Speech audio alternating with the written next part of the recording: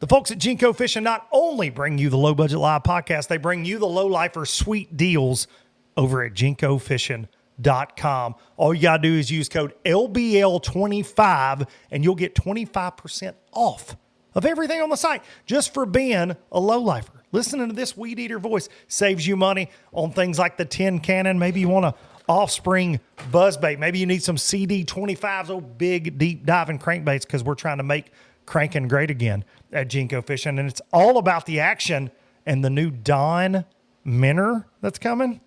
Trust me, you're going to want to see that too. JinkoFishing.com is where it's at. LBL 25. Express Boats, let's hang the banner.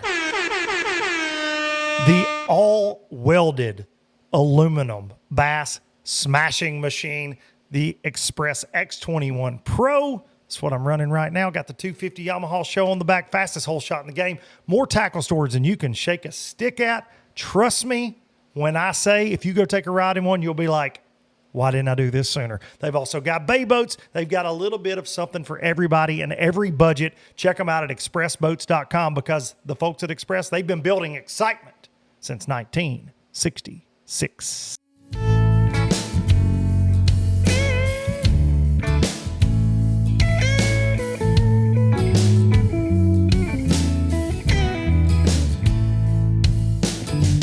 Damn these Biloxi blues, it happens every night. Every old night. And I ain't never met a riverboat dealer that could ever be a friend of mine. The summer heat never treats me kind, it leaves trouble on my mind.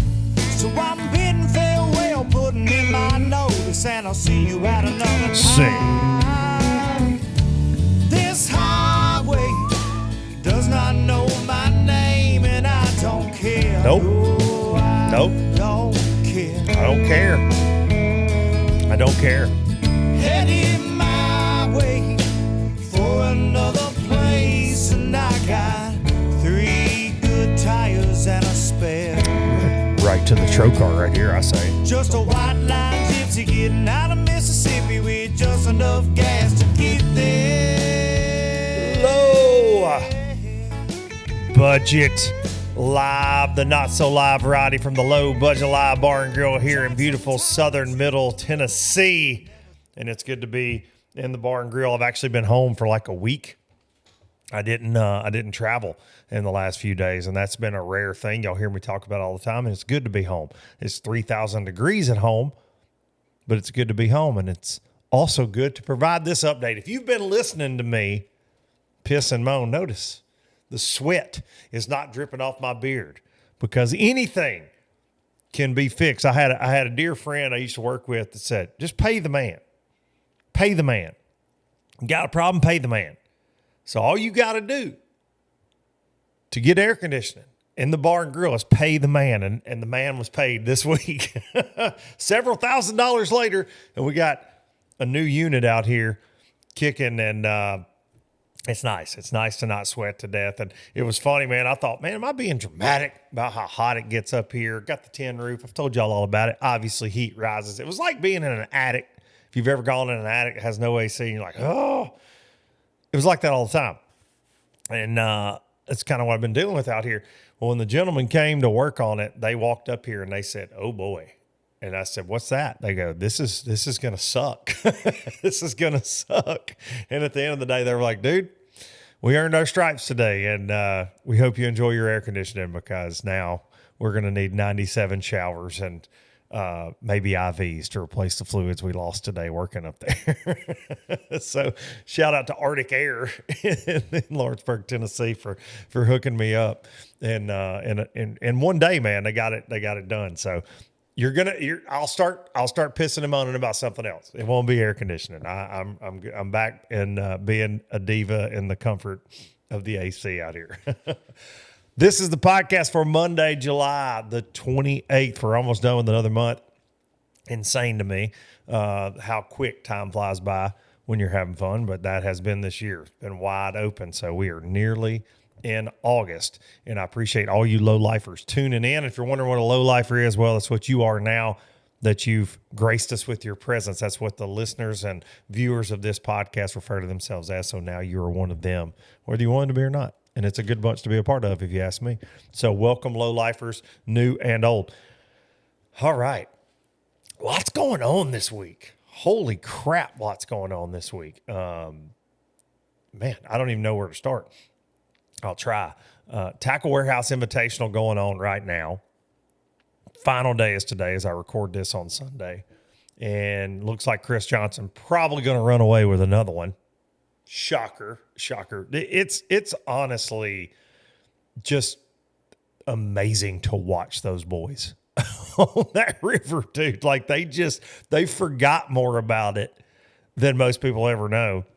And the first day you can use forward facing, of course, live scope. And then the second day of the Tackle Warehouses, you can't. And he had like 25-12 the first day and 25-12 the second day without, he's like, oh yeah, I've done this before. I don't need forward facing sonar. And I think he had a 4-pound lead or something going into today. Amazing. But the real story, in my opinion, the real story coming out of those Tackle Warehouse Invitationals this year, and really from this event, is the story of two Shaws. Okay. Two Shaws, two men with Shaw in their name. The first Banks Shaw, Tennessee River Rat. Congrats to him, dude. Unbelievable. Rookie of the year. Have you been paying attention to this, low-lifers, fishing fans? I have, because he dominates down here on the Tennessee River so much. But Tackle Warehouse Invitational, Angler of the Year and Rookie of the Year. Same season. Let me see. I want to get this right for Banks Shaw, because what the hell? These are his finishes. 3rd, 9th, 8th, 1st, 4th, and 12th. Holy crap. And he runs around with the Nut Brothers, Carter and Dylan, who just win everything too. That's a dangerous damn trio. I think that should be illegal. Y'all want to ban stuff? I think we should ban them for being able to be buddies. That sounds terrifying for the future of bass fishing tournaments that they enter. But congrats to Banks Shaw. Unbelievable. I've got to try to get him on the show. He also qualifies for the Bass Pro Tour. There's going to be several new faces join the Bass Pro Tour after this event wraps today, but we'll talk about that more. But congrats to Banks Shaw. Just what? And then the most important, sorry, Banks, no shade at you, but the most important Shaw in this event, in my opinion, Shaw Grigsby, the mustache of bass fishing. He had a mustache before it was cool to have a mustache. All right. He's rocked it through generations. All right. Let's say decades, I should say. He's rocked it. The mustache. The man with an amazing TV show, One More Cast, that I was obsessed with when I was a kid. He wrote books I was obsessed with when I was a kid. Started my love for sight fishing. Shaw Grigsby. It's my favorite way to catch bass because of Shaw Grigsby. Just showed us, like, if you were up and coming and wanting to be in this industry, what hard work looked like, what being great at the promotional side looked like, what being great on the water looked like, just what being a great human looked like. Shaw Grigsby is the epitome of that. And he announced this week that this Tackle Warehouse Invitation will be his last professional bass fishing event ever, which breaks my heart. But it's also like the reception he's got this week. It's been very cool to see. And cannot say enough thank yous to Shaw Grigsby for being what he's been in the fishing industry. And I know he's not going away, but he's retiring from tournament competition. And what a cool way to go out, sitting in 4th place, going out on the final morning, has a live camera today. I'm trying to get finished with this podcast so I can go watch Shaw Grigsby fish. I'd be lying if I said that wasn't the case. I've been watching a little bit this morning already. But congrats to Shaw, an incredible career. And so many memorable moments. Just type in Shaw Grigsby Bassmaster. You want to go back in the day. Lynn Dollar YouTube channel, I'm sure, has all the Shaw great wins. So many cool stories, though, man. And I forget. Let me look it up real quick. I don't want to butcher this.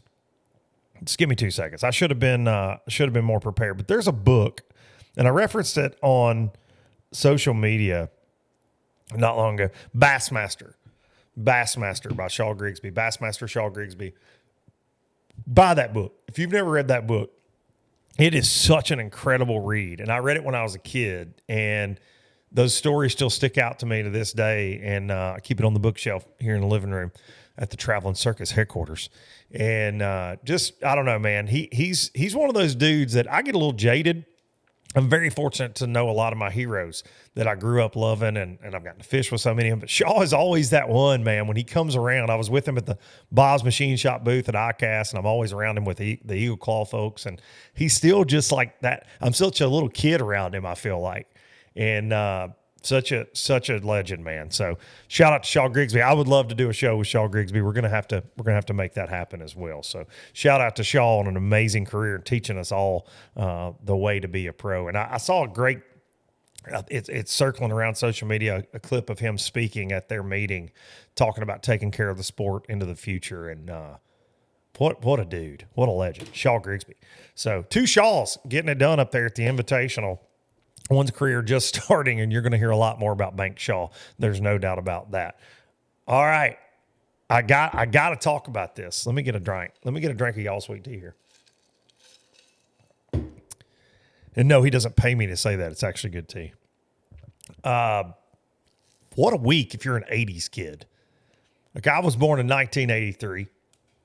Really a 90s kid, I guess, when I started, coming into what I loved in life, and you kind of start taking your path, right? And one of my early paths, like so many of y'all's, I loved the WWF, not WWE. That's nonsense. The WWF.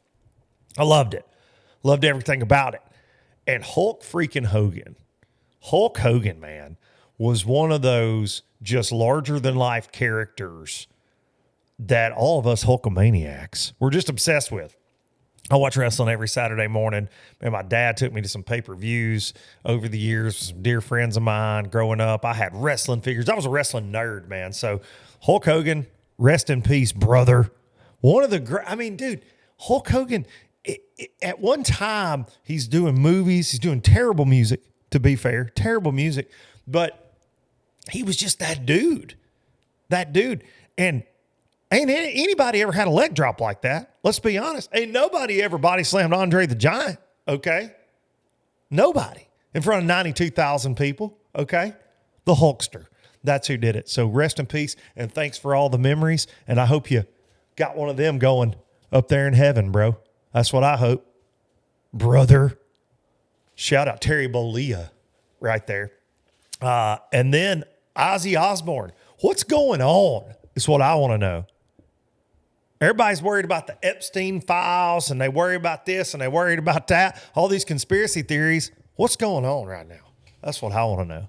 Where's Kyle Welcher when you need him to talk conspiracies, okay? But we lost 2 heroes this week. Ozzy Osbourne, the Prince of Darkness. Self-admitted, I'm not the biggest metalhead in the world. I do enjoy some heavy metal from time to time. Y'all know y'all find me more on the country and country rock side of things, southern rock.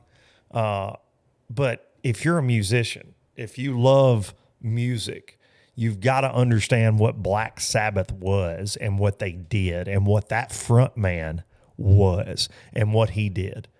And a great songwriter and just a legend, a character, dude. Biting the heads off bats, allegedly. All the things. Ozzy Osbourne. And then you got to see him, the first reality show ever, The Osbournes, that kind of started that whole thing, and you got to see him be a dad and just be this, just a dad, period. Just that goofy dad his kids make fun of, and to everybody else, he was a freaking legend and a rock star. So 2 big losses if you're an 80s and 90s kid this week. Hulk Hogan, brother, and the Prince of freaking Darkness, Ozzy Osbourne, rest in peace.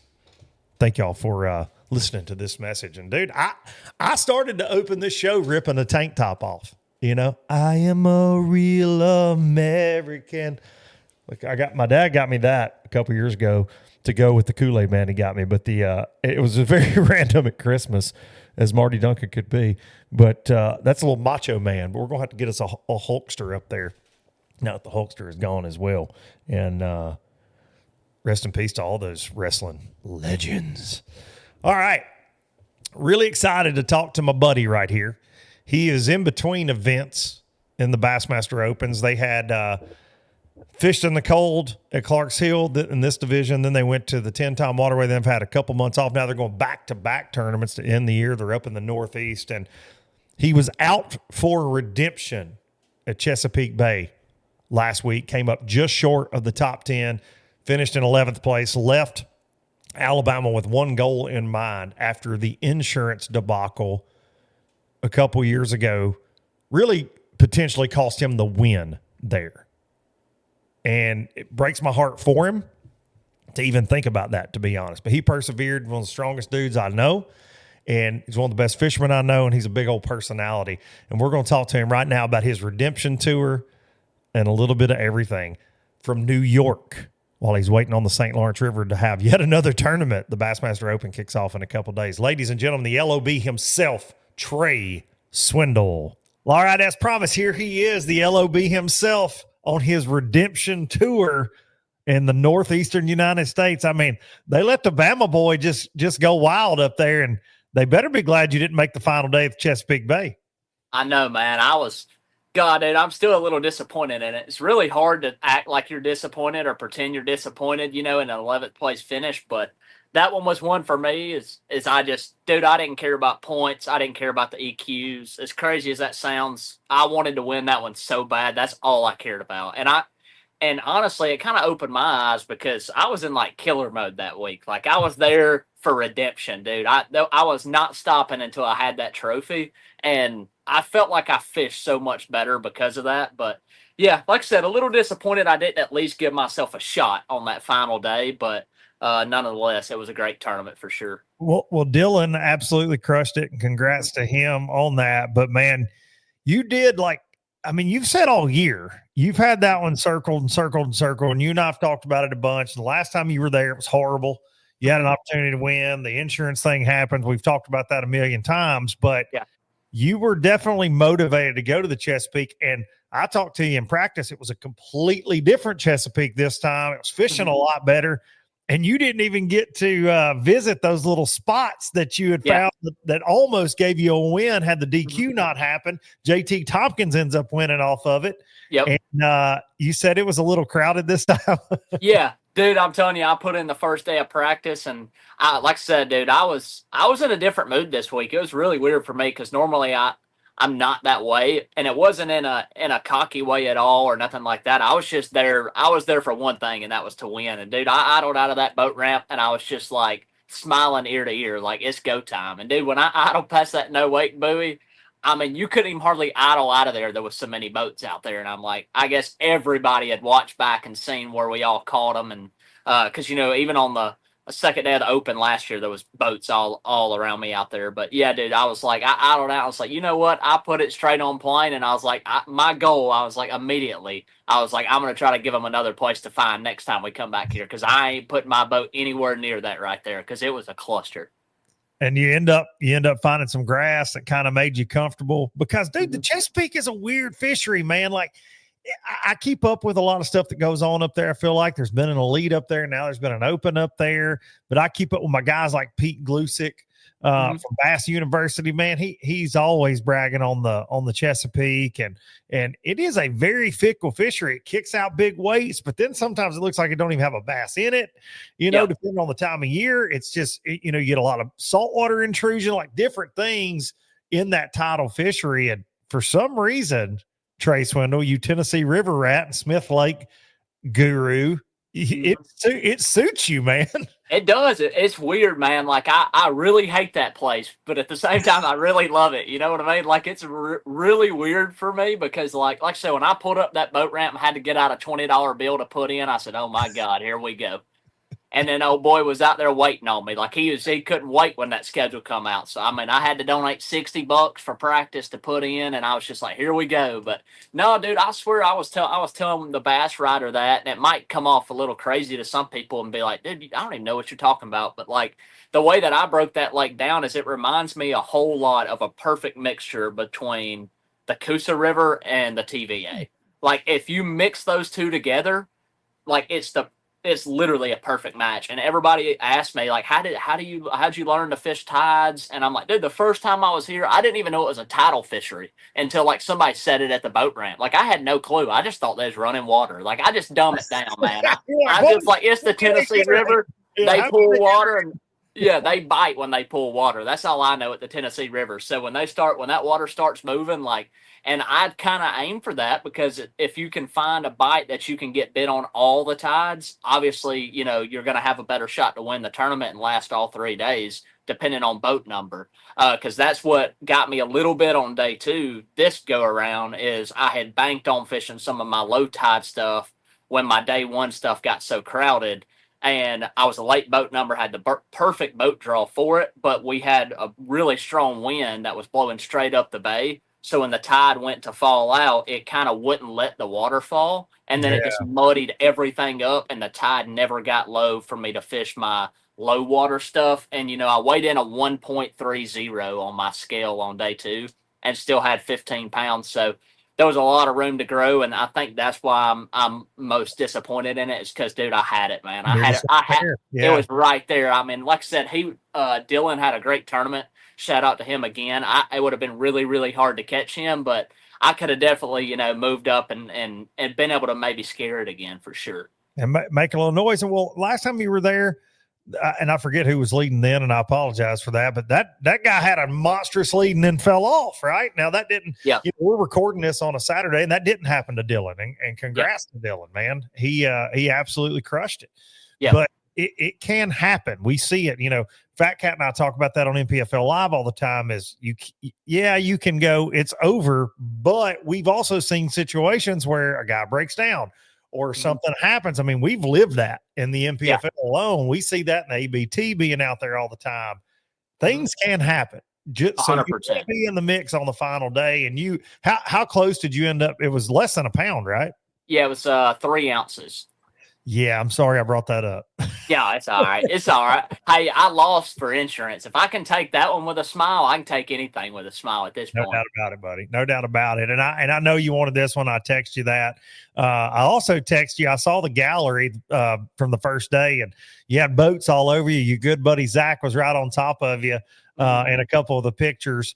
But I asked you, I said, did it get a little more crowded for you on day 2? Because I never saw any pictures from that second day, and I just assumed because the opens are notorious for everybody just all of a sudden that didn't do good on the first day changing their mind. I feel like, and I've personally seen that, and I hear so many of you guys talk about that. It's annoying. That's what makes it so hard, man. It's like, and we've talked about it, this, but like, man, I've been burnt in the past being the nice guy. And one tournament that always comes back to me when I think about stuff like that is, and I've had multiple in the past. Pickwick was one of them, but the one that sticks out to me is Louisville in Texas. I was really young, caught him on day 1 in 5 cast on a crankbait, and happened quick. I think I was in second after the first day. Had a really good shot to be in contention to win that thing, and I was way too nice on day 2. Had a guy seen me catch him from the bank over there and sitting right on it. And not that I should have run him off, but I should have went up and said, hey man, look, I caught him here on day 1. Like, let's see, can we work something out, fish together, something. But like I was so scared and so young, and I just didn't want to make nobody mad. And I just tried to go fish other stuff and come back later. And so that's what happened on day 2 when I got to that one good spot. I mean, literally, dude, it looked like a Walmart parking lot on a Saturday morning with college football on it, and all the moms are trying to buy Rotel dip for their kids. Like, it was the most unbelievable thing I've ever seen in my life. And I wheeled in there because I had tried to stop on one of my other good stretches, and I had another person wheel right in front of me and push on in there. So I was like, well, I can't go there either. So went over there and dropped my trolling motor in the Walmart parking lot and trolled around for like 15 minutes. And I'm like, dude, I can't, me, you fish with me. I can't do that. Me either. That ain't my move. And I was like going to work my way out because I didn't want to crank up and be rude to all those people fishing and crank up right in the middle of them and plow through idle. Dude, donuts.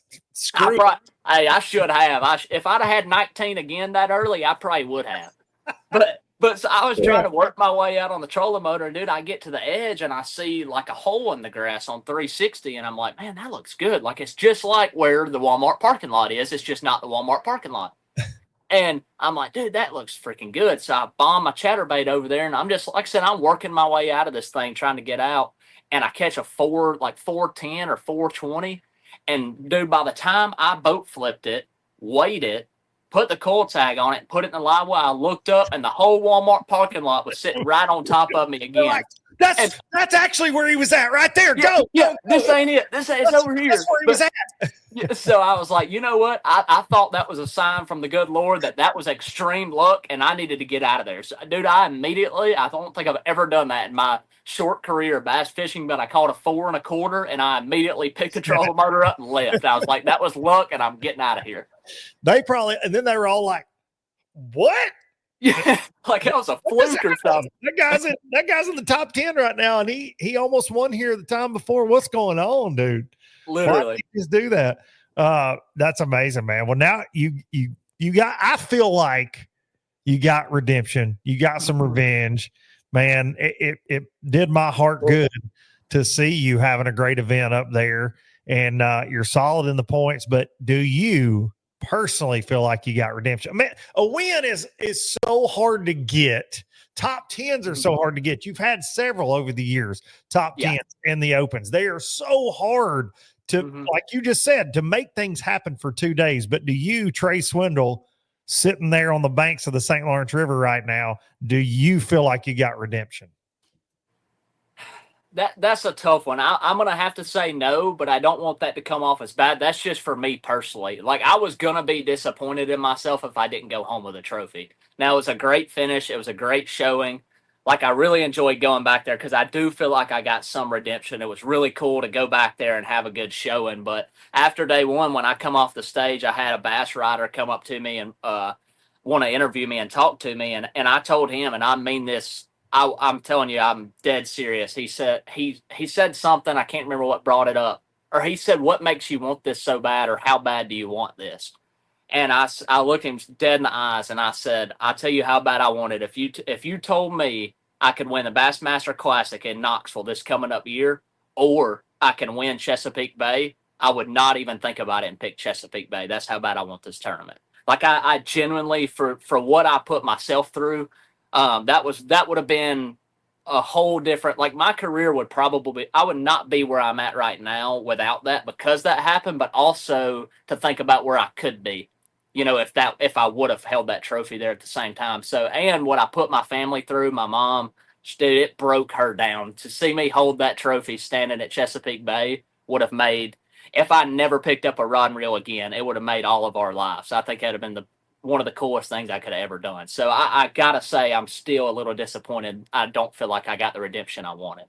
Well, when you win an open, or you win an elite, or you win your next big tournament, whatever brand that might be, will that ease some of the hurt from that Chesapeake Bay tournament?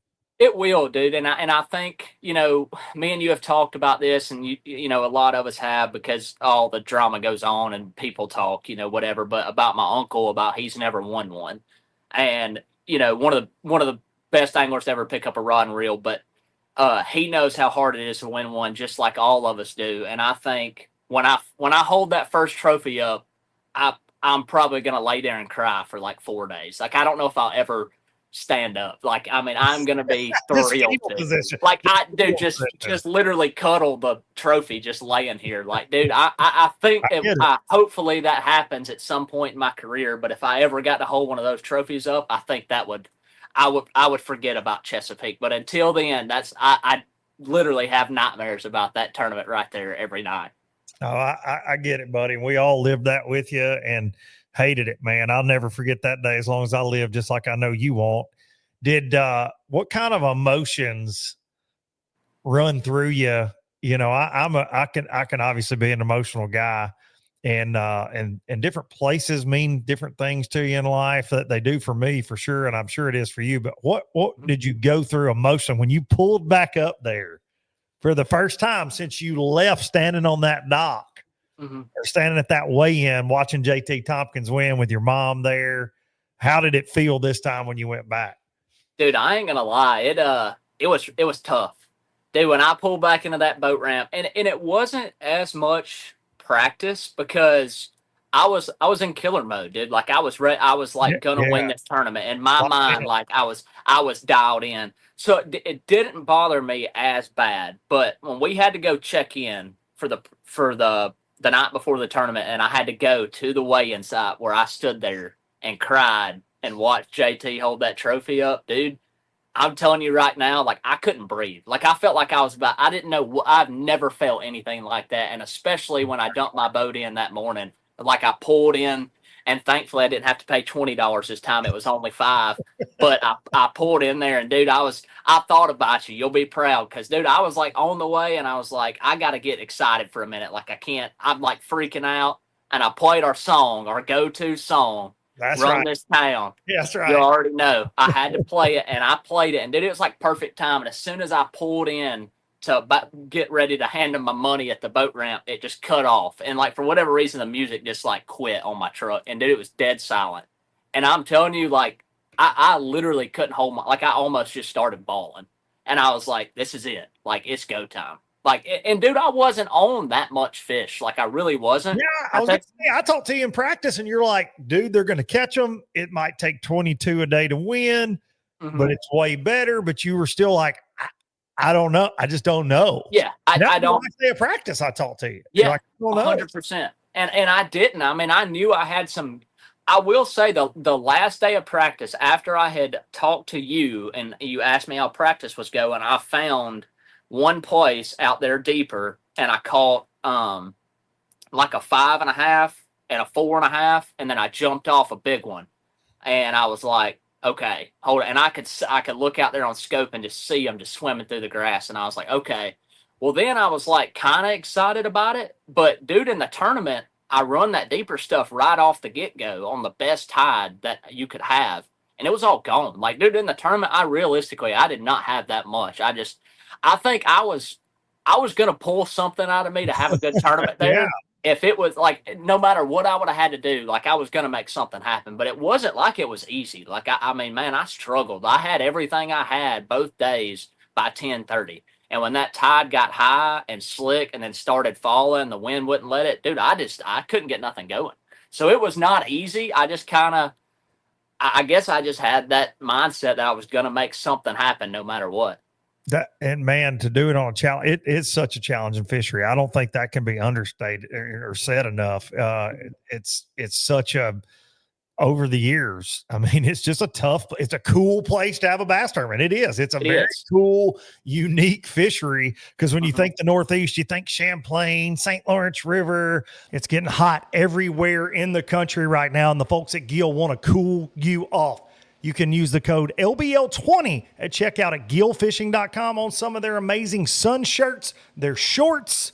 Get a rain suit, get your life together, and use code LBL20. Don't use anything that Todd Castledine tells you ever. Don't use his code, okay? Don't use his code. It's been brought to my attention. He's trying to sway people from using the LBL code. We can't have that lowlifer. Show him what's up at gillfishing.com. Pro Guy Batteries, ProGuyBatteries.com, manufacturers of some of the best batteries in the game. Why? Because they've been in the battery business for over 40 years, whether it is their AGMs, their lead acids, or their new Alpha Series lithium line, or even their chargers. They have got it going on. ProGuyBatteries.com. You can use code LBL10 to save money at checkout, and trust me, you can trust the folks at Pro Guy Batteries. There's a lot of battery companies out there these days. Trust somebody that's been in the business for a long time. ProGuyBatteries.com.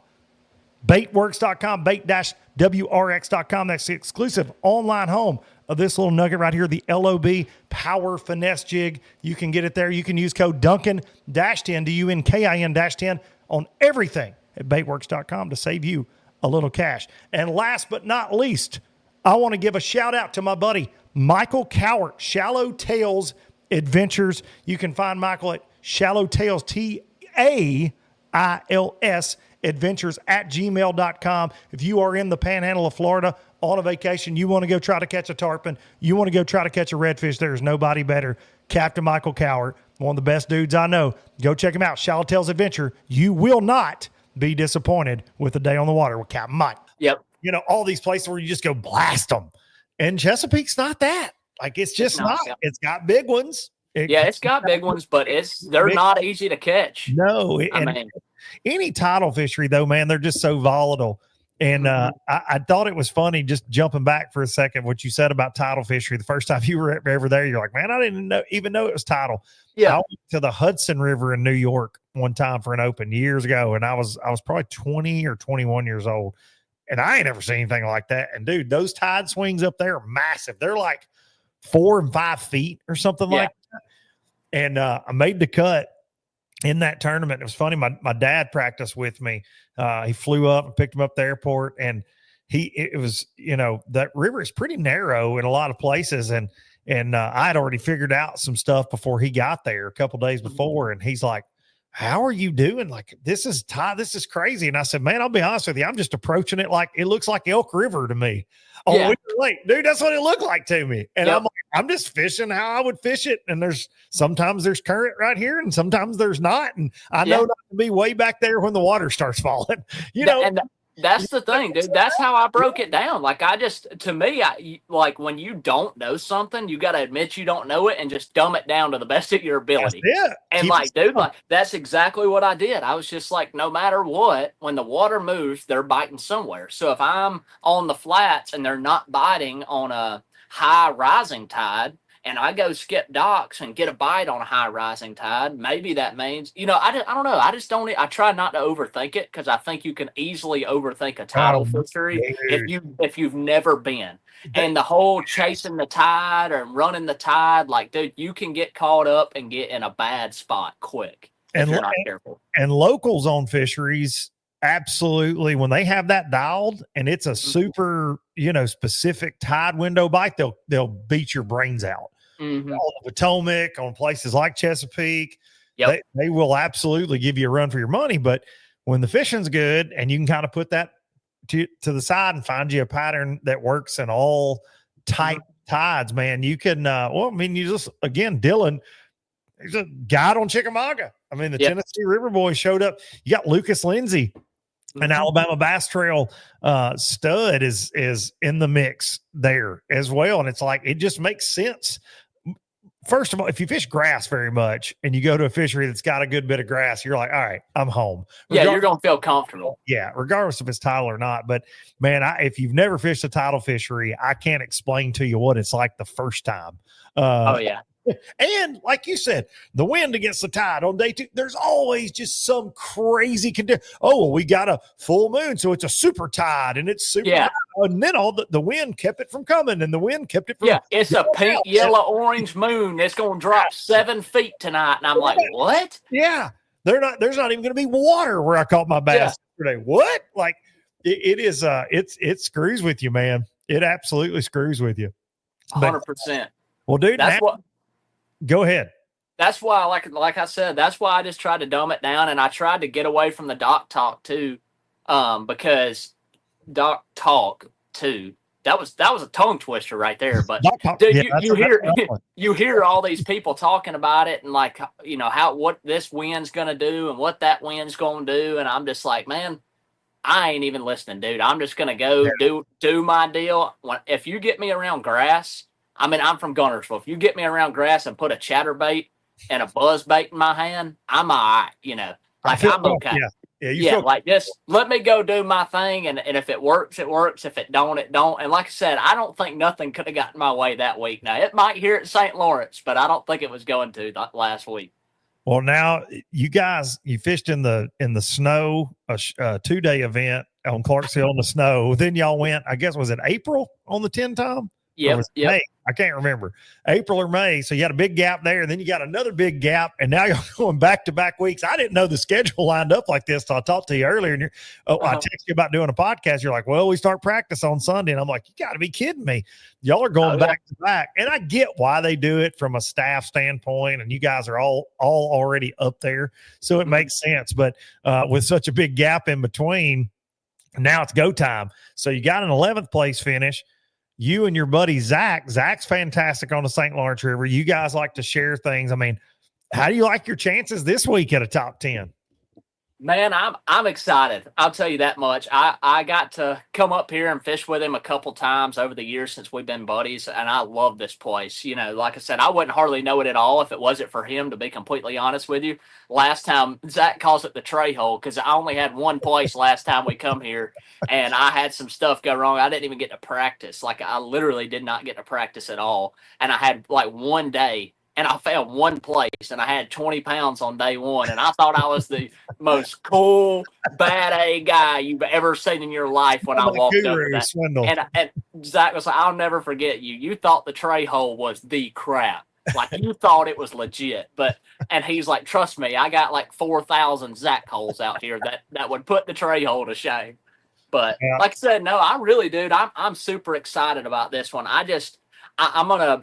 My goal for this one, I got 30 points to make up to slide in the top 10 in the points. You know, they changed the format again, so it really doesn't matter where you finish in the points as long as you top 50 the points. But I don't know, man, just for my sake, I've struggled over the past couple years of one bad tournament. Like, and it's normally in the springtime. I guess I get that from my uncle, but I'm more of a fall time, tough fishery. Like, when it gets tough at the end of the year, I always catch them. And at the beginning of the year, when it's a slugfest at like a Okeechobee or somewhere like that, I don't normally do as well. So my goal, like this year and the year before last, was to literally just try to keep those to a minimum. Like, try to stay and have a good finish, even if you have to make a comeback on day 2 or whatever, just to eliminate those bad tournaments.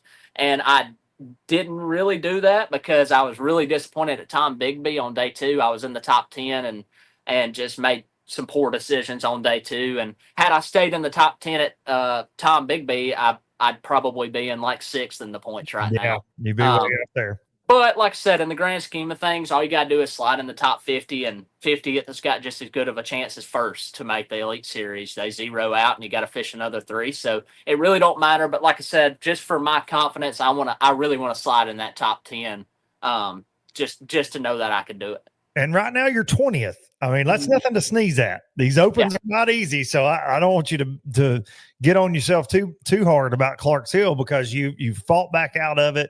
You're in 20th. 3 out of the 4 tournaments are a wrap. You do make the top 50, then you go into the EQs, and that'll be 100 of you guys, right? Mixed in with some elites. Didn't they open the door for some elites to hop in those if they wanted to, something like that? Yeah, they did. They can fish them all if they want to, or just jump in. I think any of them, or I don't think they have to fish all 3, but like I said, that was another big thing for me at Chesapeake, because your boy needed some gas money for them final 3, because them entry fees got high up in that thing. I needed some gas money and some entry fee money.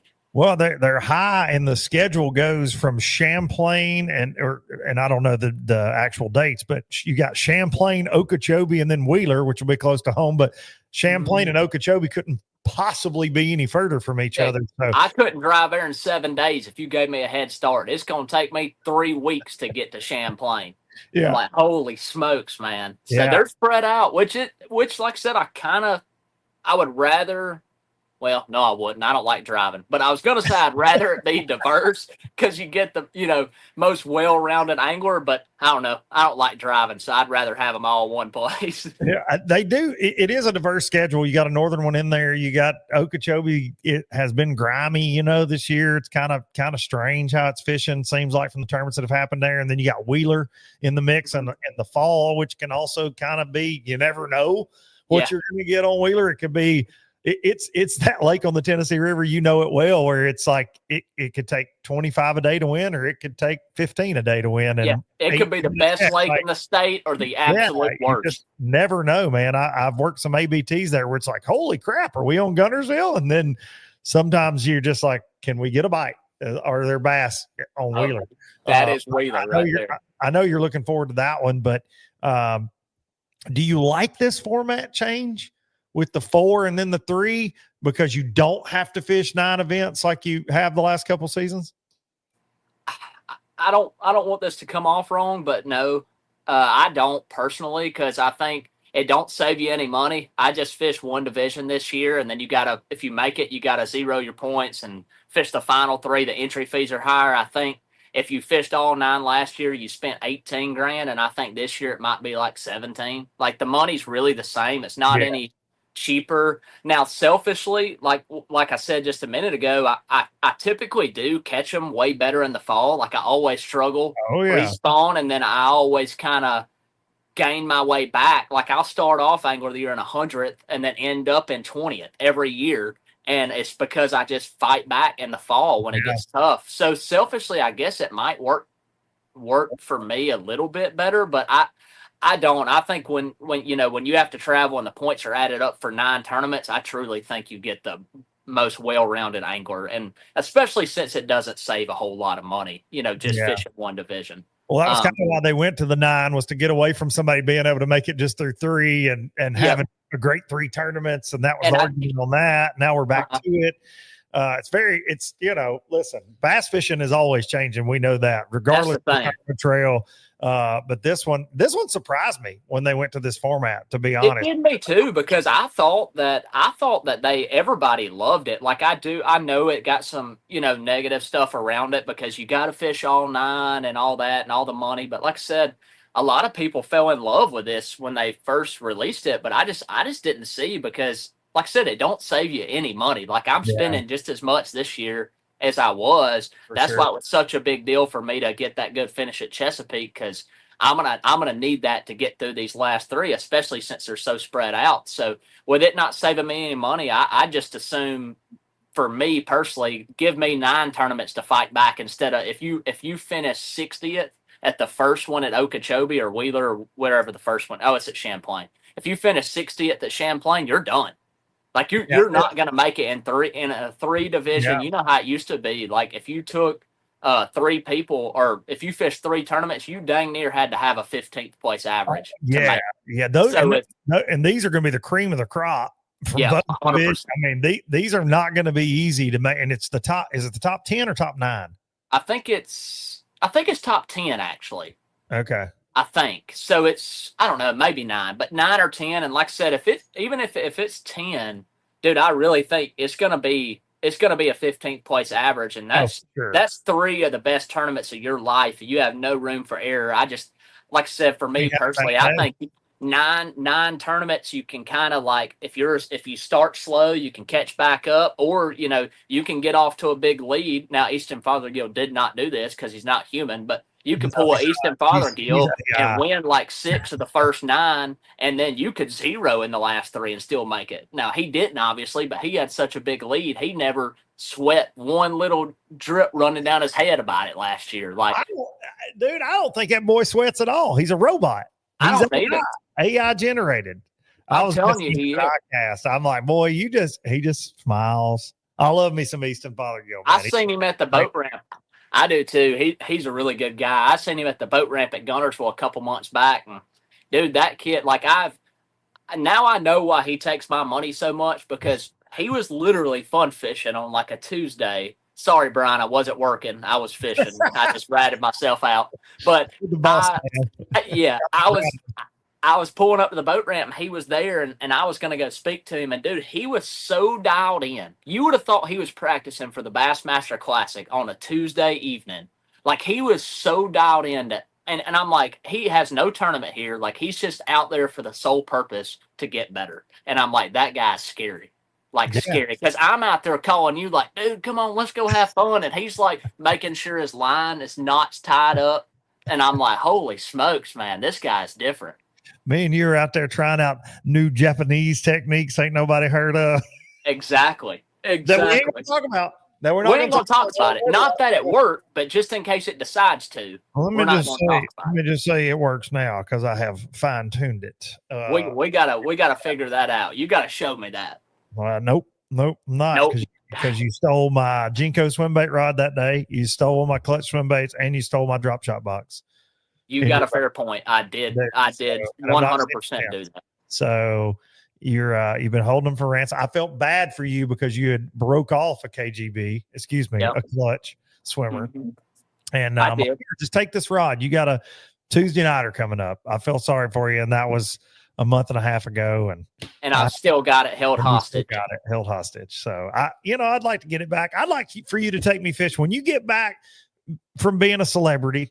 And getting interviewed by this rider from Bassmaster. Hey, I got interviewed. When you get through with all that and you remember who your friends are and you come back down south, I would like for you to take me to Guntersville, and I would like to use my rod to then catch some big bass, please. Well, I will definitely do that because you are my buddy. But with the new rules, I can't go to Guntersville with anyone if I make the top 50 because of the elite schedule. So I can't. Oh, dude. Oh yeah. I can't do anything. We can't talk about it. Nothing. So we're gonna have to go to like Smith Lake. Get me damn Hank Weldon on the phone. Swear. And hey, I'm really disappointed because I was having to study for my test, so I didn't even really get to go fun fishing.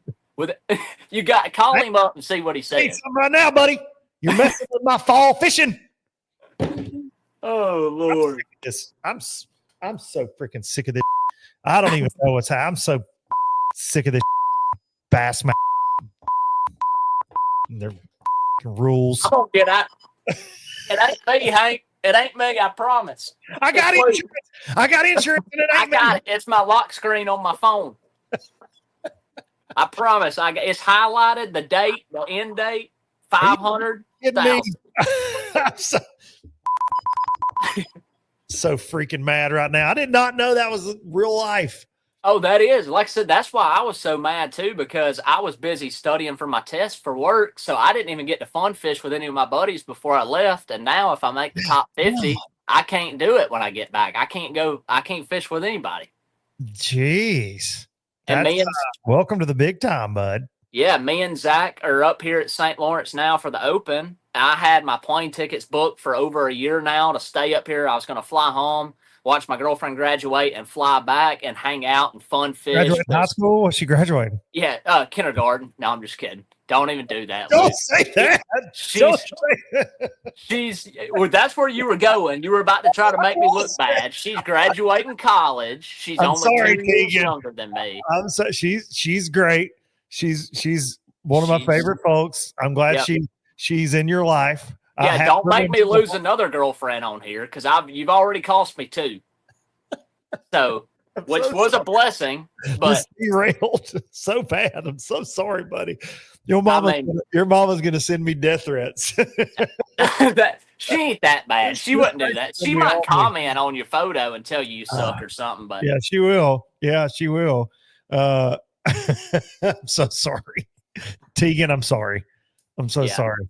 We were almost finished, and then I had to ruin it. Yeah, I just had to ruin it. But yeah, with that note, for real, with that off limits, I had my plane tickets booked to watch her graduate college and come back and fun fish with Zach and hang out with his parents on the river and just hang out. And now we can't even go out on the boat with his parents and go to the island and swim because we can't be on the water.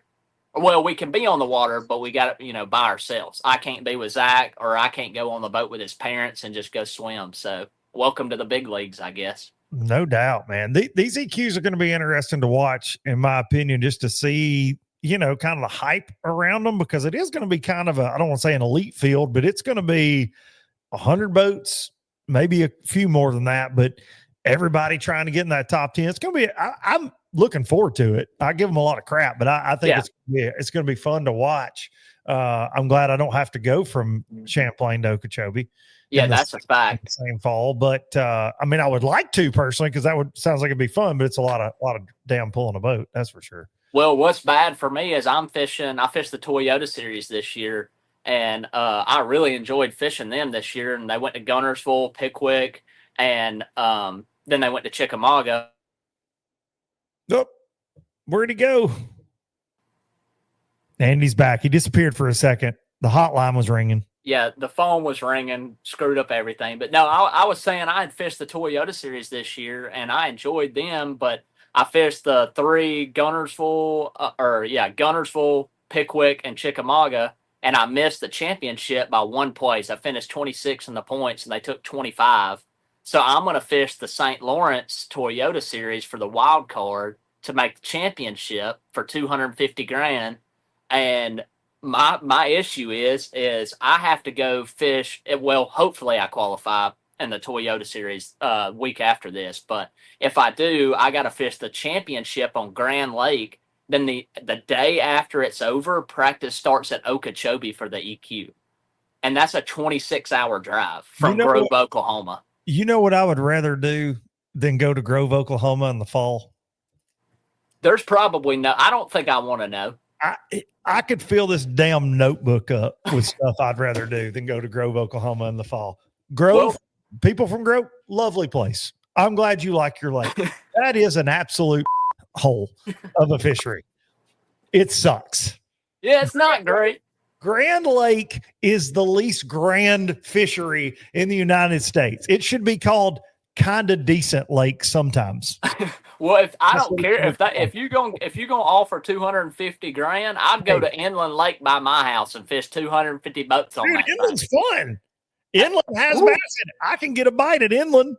And actually, in the fall, that place is actually really good in the fall. So you got a good point. But yeah, I just Grove is one of those places. Anyways, I'll probably get in trouble. I'll work for Tournament Trails. I'll probably go there again. Just this, yeah. Again, I'm going to have to get out of the frame. I ain't getting drove down with you. Grand Lake sucks. I said it. It's overrated. It's terrible. Grand Lake sucks. I went there one time and it was freaking awesome. It was flooded and it was awesome. But man, that thing, it's got a lot of fish in it, a lot of big fish in it. But it is one weird tournament fishery. I feel like it's tough. Yeah, it's tough. I think I fished the open there once or twice maybe, and I don't think I weighed in a limit any day. But now this was pre-scope, pre-cheater box. But dude, we don't say cheater box on this podcast. Okay. Well, I just heard the comments coming, so I figured I'd go ahead and he'll pop his head up from behind your couch. I told you it was a cheater box. Like, yeah, literally. Like Beetlejuice. You can't say his name 3 times. He'll just show up, and make a video. Yeah, but that was back when all I did was just throw a Strike King 1.5 square bill in the same 2 colors I throw everywhere I go in the country, and I weighed in like 3 for 13 one day and 2 for 11 the next day or something like that. It's got big ones. It's got big ones for sure.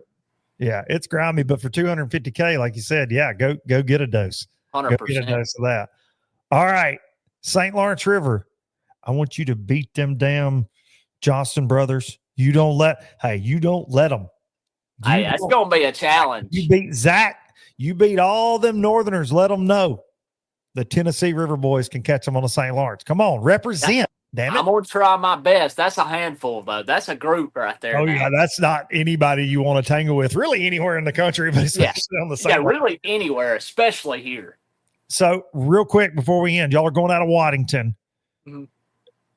Is the lake in play, or did they make something off limits? They made it off limits, so we can't go to the lake. So everybody will just run as far as they can and throw across the line. Probably that's what they'll probably do on their tippy toes. Yeah, they'll be like seeing who, and every time somebody inches past it, they'll just keep going. You did it, I did it. You did it, I did it, until they get out there about Duck Island or something. They'll be like, "What? We're not in the lake. We're about East Island. This is the lake. I can see land." He went past it, so I did. I thought the line was up here. 20 of us decided this was okay. Yeah, they do that. I might slide in the top 10 in points. DQ about 50 people. Fingers crossed for DQs this week, but not for you. Other people get DQ'd this time, not Trey Swindle. I don't wish that on nobody. I promise you. King. Not on my worst enemy. I wouldn't. Bass fishing, bro. It's like you and Scott Martin. Like it's. Y'all like the bad boys of bass fishing, dude. I mean, we are just terrible people. I mean, what are we gonna do? Start a YouTube channel. I thought about just starting a YouTube channel and playing golf and just going everywhere and just doing dumb challenges where like I can eat 48 donuts on each hole until I throw up and get like 4 million views. Like, Yeah, like Bob does sports. It pays way better than fishing. I can go ahead and tell you that. My favorite, I have lots of guilty pleasures on YouTube. One of them is definitely Bob Does Sports and their golf challenge. Where they're like, today we're going to drink 9 Bud Lights per hole that we don't get a birdie on, and you have to finish them. And by hole 3, they're like, their fireball challenge is one of my favorite all-time videos on YouTube I think I've ever seen. Like, it is so great. Amazing. And I'm a terrible father because I watch those with my kids most of the time, but they're amazing. We balance with we'll end this with Ryan Trahan on YouTube. If you don't watch Ryan Trahan, he's got millions of subscribers. Right now he's on a 50 states and 50 days road trip. He's on day 47, I believe. It may be over by the time you listen to this podcast. He has raised almost $10 million for St. Jude's on this trip. $10 million. Incredible, man. But that's my nightly, since that started, the boys and I, it's pretty much every night we're watching Ryan Trahan. So if you haven't seen that, it's really cool. He's staying in an Airbnb in a different, for 24 hours, him and his wife. But he's gone all over the country, and he's it's winding down now. But he's raised almost $10 million freaking dollars. That's freaking awesome. That's awesome. Man. Yeah, it's crazy. So I balance out my crappy YouTube videos with good. Yeah, that's what I do. Yeah, that's right. Life's about a balance. Ladies and gentlemen, the one and the only LOB, Trey Swindle. Thank you, buddy. Good luck this week. Absolutely. Thank you, man. I appreciate it. Thanks for having me on. Y'all go follow the LOB.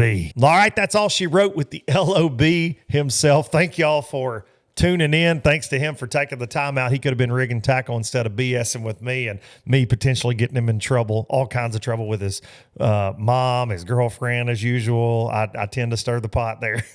All the time. I can't help it. I'm like a big brother, man. I got a poke. We had such a good conversation going, and then I probably had to ruin it there at the end. So shout out to Trey for putting up with me as always, and to each and every lowlifer for putting up with me. Going to take you out with some Biloxi Blues. Hey, real quick, if y'all haven't watched the episode from last week with Matt Tater Hog McBee, this is the swim bait we talked about right here. Go check that out, man. It's one of my favorite conversations that I've had in 8 years of doing this podcast. He is such an interesting guy, an MPFL pro, 20 years painting and designing lures, and now cut a big deal with Strike King Lure Company that was announced a week before ICAST, and right here with his Hog Father Jr. This is actually one of the protos he gave me, and I talked about that on the show. I really don't even want to put hooks on it because I'm so honored that he would give me that. But go check that episode out if you haven't. But appreciate each and every one of you. Here's some Biloxi Blues, and I'll see y'all next week. If it works. Sweet. Well, I'm gonna leave them in the past. Any direction, Lord, I'll be fine. It don't matter east or west, north, south, wherever the wind blows. I'm leaving those burdens at rest. This highway, it does not know my name, and I don't care. No, I don't care. Heading my way for another place, and I got 3 good tires and a spare. Just a white line gypsy getting out of Mississippi with just enough gas to